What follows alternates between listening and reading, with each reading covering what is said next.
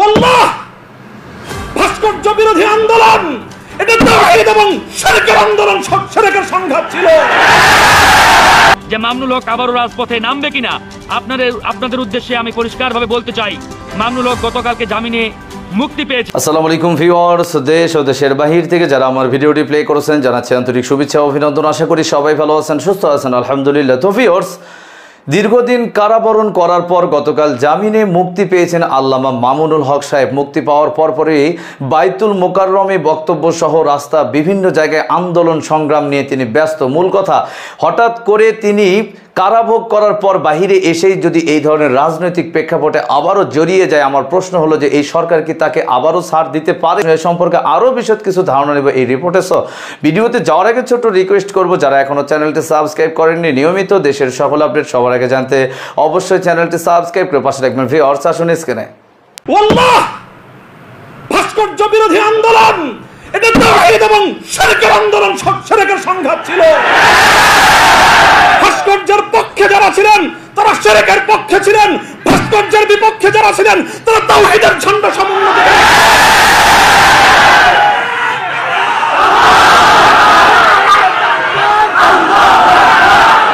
ইতিহাস আপনাদেরকে ক্ষমা করবে না।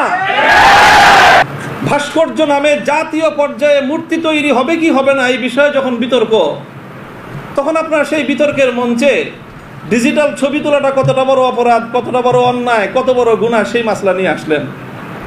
দুঃখটা এই জায়গায়, আপনারা সেই মাসলা উত্থাপন করে তখন এই মূর্তি এবং ভাস্কর্যকে প্রকারান্তরে বৈধতা দেওয়ার চেষ্টা করেছেন। আপনারা বোঝানোর চেষ্টা করেছেন যে আজকের একটা ছাত্র ফেসবুকে তার ছবি আপলোড করা যতটুকু বড় অপরাধ, বাংলাদেশের স্বাধীনতার স্থপতি মরহুম বঙ্গবন্ধু শেখ মুজিবুর রহমান সাহেবের ৬০ ফুট লম্বা ভাস্কর্য নামক মূর্তি স্থাপন করা সমান অপরাধ। এটা বোঝানোর চেষ্টা করেছেন আপনারা।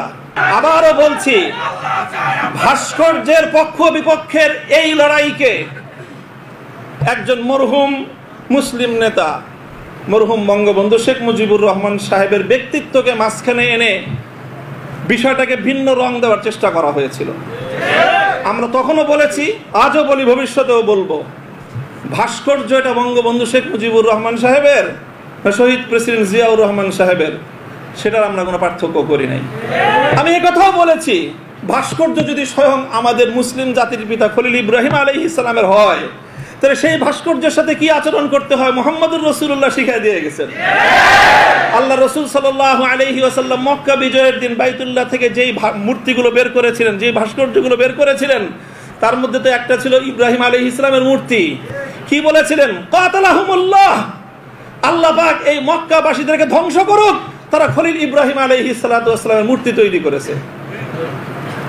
আমাদের কথা আপনাদের পছন্দ হলো না, আমি বললাম যে ভাস্কর্য বানায়েন না, এটা বানালে বঙ্গবন্ধু যদি মুসলিম হয়ে মারা গিয়ে থাকেন কবরে তার শাস্তি হবে। তো আপনারা মনে করলেন আমরা বঙ্গবন্ধুর বিরুদ্ধে বললাম, আসলে বলি নাই বিরুদ্ধে। তিনি যদি, আবারও বলছি, যদি আল্লাহ তাকে ইমানের সাথে খাতেমা দিয়ে থাকেন, আমি জানি না তার কি অবস্থায় মৃত্যু হয়েছে, সেটা কেউ বলতে পারবে না, তাহলে তার ভাস্কর্য, তার মূর্তি তৈরি করাটা এটা তার সঙ্গে চরম বিশ্বাসঘাতকতা। ব্যাপারটা কি এক? এটাই হলো দুঃখ যে এই কাজটা সামনে করেন না আপনারা। আপনারা যদি ভাস্কর্যের বিরোধিতা করতে ভয় পান, তাহলে আমি আপনাকে দোষারোপ করব না।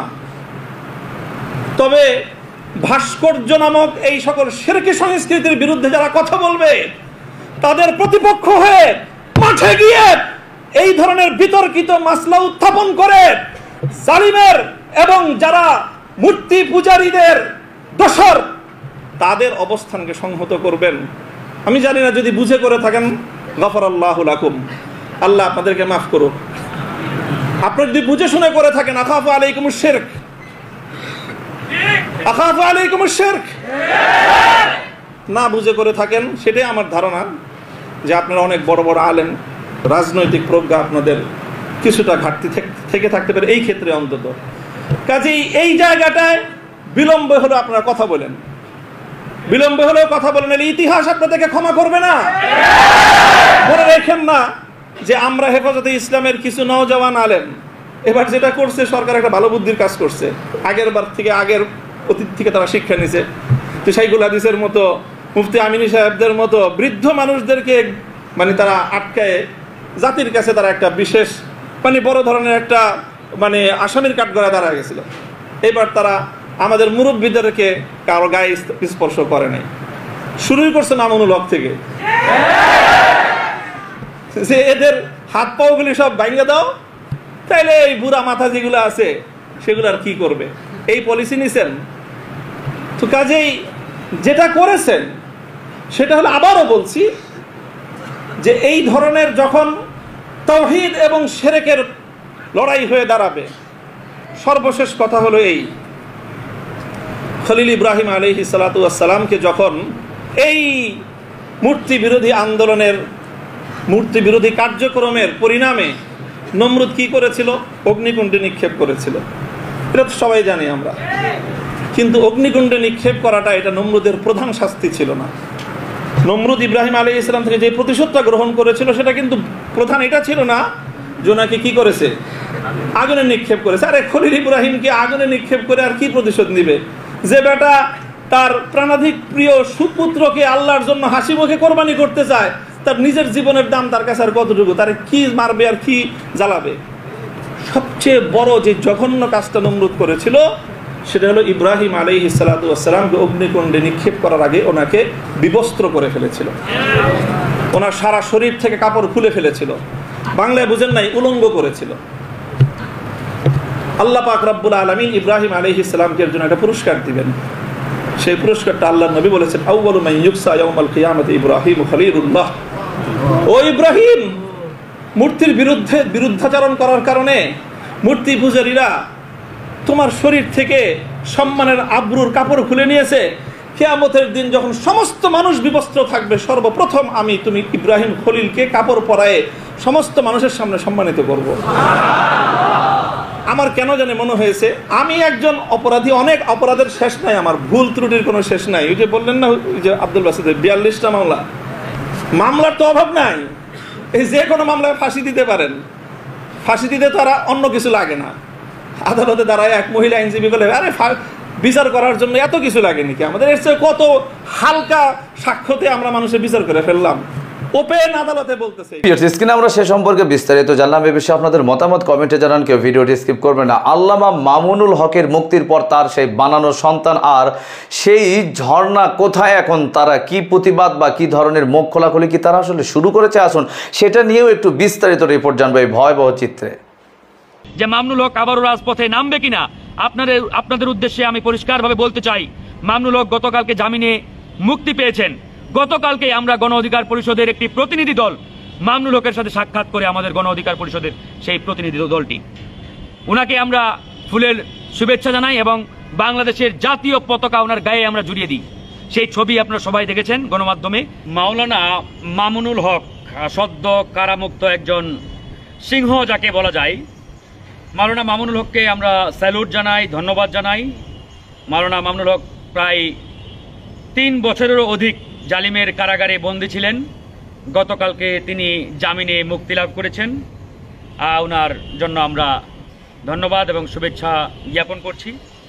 একই সাথে আমরা আজকে বলতে চাই যে মাওলানা মামুনুল হককে নিয়ে যারা সমালোচনায় মুখর, বাংলাদেশের একদল কথিত বুদ্ধিজীবী সুশীল, এরা প্রতিনিয়ত মাওলানা মামুনুল হককে নিয়ে সমালোচনায় ব্যস্ত রয়েছেন, সমালোচনা করেন এবং তারা এটাও বলতে চান যে গতকালকে যারা মাওলানা মামুনুল হককে সংবর্ধনা দিয়েছে, যারা উপস্থিত হয়ে তাকে শুভেচ্ছা জানিয়েছে, এদের বিভিন্ন কর্মকাণ্ড নিয়ে তারা নানা ধরনের মন্তব্য করেন, নানাভাবে তারা প্রশ্ন তোলেন।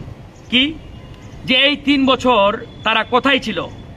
মাওলানা মামুনুল হকের জন্য তারা কিছুই করতে পারলো না, একটা মিছিল দিতে পারলো না। আর আজকে যখন তিনি জামিনে বেরিয়ে আসলেন, তাকে নিয়ে তাদের এই যে আনন্দ উল্লাস ইত্যাদি ইত্যাদি বলে সমালোচনা করেন। দেখুন, মাওলানা মামুনুল হকের জন্য আন্দোলন হয় নাই, মিছিল হয় নাই, এটি যেমন মিথ্যা, সঠিক তথ্য নয়, আবার এটিও পুরোপুরি সত্য নয়। যতটুকু করা দরকার ছিল ততটুকু হয় নাই, এটিও সত্য। তবে একবারেই যে হয় নাই তা কিন্তু নয়। এখন এই যে যারা আন্দোলন সংগ্রাম করছি আমরা মাওলানা মামুনুল হক সহ রাজবন্দীদের জন্য, আপনাদের এটাও বুঝতে হবে যে বর্তমান বাংলাদেশের যে রাজনৈতিক পরিস্থিতি, রাজনৈতিক অবস্থা, এই অবস্থার মধ্যে আপনি কতটুকু নির্বিঘ্নে কতটুকু রাজপথে আপনি আন্দোলন সংগ্রাম গড়ে তোলার সক্ষমতা রাখেন? বর্তমান যে দুঃশাসন আওয়ামী লীগের চলছে, অনেকেই বলে যে এটি আইয়ুব খান, ইয়াইয়া খান, এরশাদ থেকেও ভয়াবহ এক ফ্যাসিস্ট স্বৈরাচারের দুঃশাসনের কবলে বাংলাদেশ পড়েছে। তো এরকম একটি স্বৈরাচারের আমলে আপনি আন্দোলন সংগ্রাম করবেন আর এটি নিয়ে সমালোচনাও করবেন, আসলে এটি অত্যন্ত দুঃখজনক। কালকে আমরা দেখলাম প্রায় 50,000-এরও অধিক সম্ভবত মানুষ হবে যারা জেল গেট থেকে তাকে সংবর্ধনা দিয়ে নিয়ে আসছে, এবং তাদেরকে আমরা স্যালুট জানাই যে একটা মানুষ দীর্ঘ প্রায় 3.5 বছর কারাগারে বন্দী ছিলেন। এই 3.5 বছরে যে পরিমাণ জুলুম নির্যাতনের শিকার তিনি হয়েছেন, এটা আসলে বলা বাহুল্য। এই 3.5 বছরের ইতিহাসে অনেক ঘটনা ঘটেছে, এটা আপনারা প্রত্যক্ষ সাক্ষী। তারপরে তিনি বেরিয়ে আসার পরে তাকে এই যে হাজার হাজার মানুষের সংবর্ধনা, অনেকেই বলেন আন্দোলন হয় নাই। আরে ভাই, আন্দোলন কথাই হয় নাই। আপনারা দেখেছেন রাজপথে, আপনি আন্দোলন করতে গেলে আপনার বুকে গুলি চালানো হয়। আপনি মাঠে নামলে আপনার উপরে সাউন্ড গ্রেনেড, টিয়ার সেল, ড্রিলেট গুলি পর্যন্ত চালাচ্ছে এই ফ্যাসিস্ট স্বৈরাচারের পুলিশ বাহিনী। তো এরকম একটি অবস্থায় আপনি আর কতটুকু করবেন ভাই? আমরা তো ইতিহাস পড়েছি, আমরা সরাসরি দেখি নাই আইয়ুব খানের সেই দুঃশাসন, ইয়াইয়া খানের সেই দুঃশাসন আমরা তো দেখি নাই। আপনারা দেখেছেন, যারা ওই সময় বড় ছিলেন বা বেঁচে ছিলেন বা যাদের জন্ম হয়েছিল, আপনারা সবাই দেখেছেন আইয়ুব খান গুলি করে কয়টা মানুষকে মেরেছে, খতিয়ানটা বের করে দেখান। ইয়াইয়া খান কয়জন মানুষকে গুলি করে হত্যা করেছে, আপনারা একটু ইতিহাসটা বের করুন, খুবই নগণ্য। কিন্তু এই শেখ হাসিনার 15-16 বছরের দুঃশাসনে কত মানুষকে ক্রস ফায়ার দেওয়া হয়েছে, কত মানুষকে গুলি করে হত্যা করা হয়েছে, তার হিসাব আছে? এখন পর্যন্ত কত মানুষ গুম অবস্থার মধ্যে আছে, তার কোনো হিসাব নেই। এরপরেও আপনারা বলছেন আন্দোলন হচ্ছে না, আন্দোলন হয় না। আরে ভাই, আন্দোলন ঠিকই হচ্ছে, কিন্তু আন্দোলন করার মতো কতটুকু পরিবেশ, কতটুকু অবস্থা আছে তা আমি আপনি সবাই জানি। তো এরকম একটি অবস্থার মধ্যে বন্ধুগণ, মানুষ যে সাহসের ভূমিকা দেখাচ্ছে, মানুষ যে সাহসের সাথে এই ফ্যাসিস্ট শক্তির বিরুদ্ধে লড়াই করছে, সংগ্রাম করছে, আমরা তাদেরকে স্যালুট জানাই। একই সাথে মামুনুল হক। দর্শক, স্ক্রিনে আমরা সে সম্পর্কে বিস্তারিত জানলাম। এ বিষয়ে আপনাদের মতামত কমেন্টে জানান। সো আজকের ভিডিও এই পর্যন্তই। ভালো লাগলে লাইক অ্যান্ড কমেন্ট করবেন এবং দেশের সকল আপডেট সবার আগে জানতে অবশ্যই চ্যানেলটি সাবস্ক্রাইব করে পাশে রাখবেন। দেখা হবে পরবর্তী ভিডিওতে ইনশাআল্লাহ। আসসালামু আলাইকুম ওয়া রাহমাতুল্লাহ।